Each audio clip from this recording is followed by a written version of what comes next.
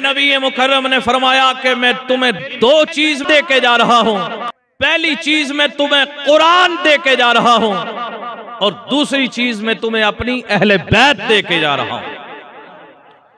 ये दोनों वो चीज हैं कि अगर इनसे जुड़े रहोगे, इनसे वाबस्तगी रखोगे, इनसे रिश्ता मजबूत रखोगे तो तुम जरूर कामयाब हो जाओगे और दुनिया से लेके आखिरत तक की मंजिलें तुम्हारी पार हो जाएंगी।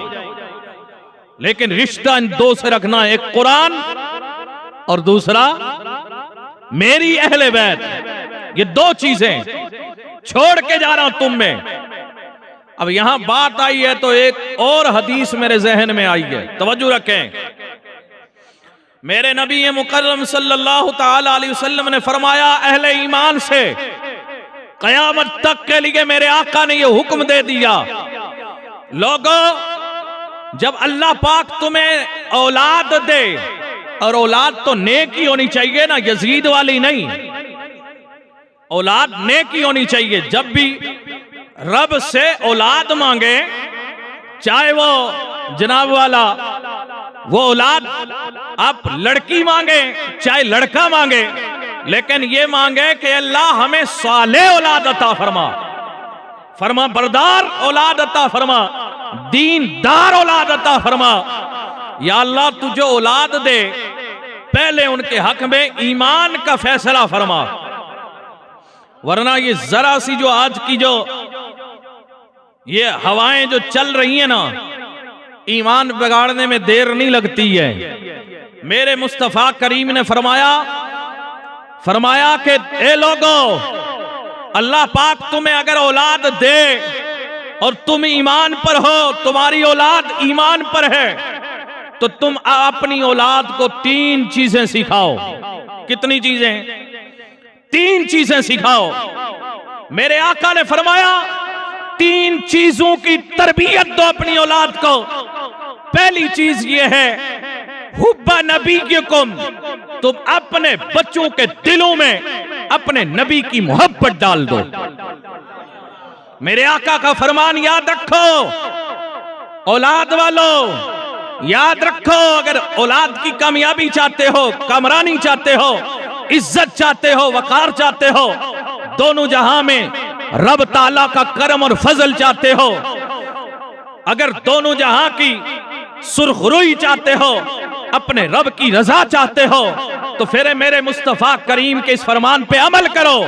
मेरे आका ने फरमाया, अपनी औलादों को तीन चीजें सिखाओ। फरमाया, हुब्बा नबीयकुम, तुम अपने नबी की मोहब्बत उनके दिल में डाल दो। और फरमाया दूसरी चीज मेरे आका ने, हुब्बा अहली बैतिही, और दूसरी चीज ये है कि मेरी अहले बैत की मोहब्बत भी उनके दिल में डाल दो।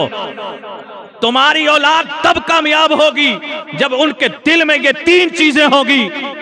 तीसरी चीज मेरे आका ने फरमाया, व तिलावतल कुरान, और उनके दिलों के अंदर कुरान की तिलावत का ज़ौक़ पैदा कर दो। तवज्जो है आपकी? आज जनाब लोग कहते हैं जी क्या नबी नबी लगा रखा है, क्या अहले बैत है, मस्जिद में जाओ जी नमाज की बात करो और दीन की बात करो। दीन तो अहले बैत के बगैर मुकम्मल नहीं है, ईमान अहले बैत के बगैर मुकम्मल नहीं है, और नमाज नमाज ही नहीं है अहले बैत को छोड़ दिया जाए। तवज्जो है आपकी? जरा सुभान अल्लाह कहिए। मेरे करीम नबी का ये फरमान आज दुनिया कहती है, और नबी की क्या बात करनी, कलमा पढ़ लिया बहुत हो गया। याद रखो लोगों, उसकी दुनिया तो उसी वक्त तक कामयाब है जब तक कि वो मेरे करीम नबी से मोहब्बत कर रहा है, उनसे मोहब्बत का रिश्ता जोड़े हुए गए। ओए मेरे करीम नबी की गुलामी का दम भर रहा है, उसकी दुनिया कामयाब है। और अगर मेरे करीम नबी से वफा नहीं है, गुलामी नहीं है, मेरे आका की मोहब्बत दिल में नहीं है, वो दिल वीरान है, वो ईमान बर्बाद है, वो उसकी गलतफहमी है। न वो ऐसा खोखला ईमान उसे दुनिया में कामयाब करेगा, न आखिरत में कामयाबी उसे मिल सकेगी। तवज्जो है? मेरे आका की मोहब्बत, तो पता चला दिल के अंदर मोहब्बत रसूल होना, मोहब्बत अहले बैत होना, और कुरान का ज़ौक़ और कुरान पाक से मोहब्बत और कुरान पाक से रिश्ता होना, ये ईमान की अलामत है, मेरे मुस्तफ़ा करीम का फरमान है।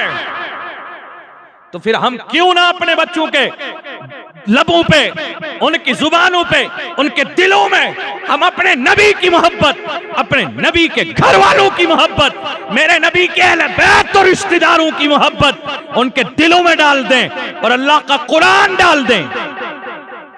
तवज्जो है?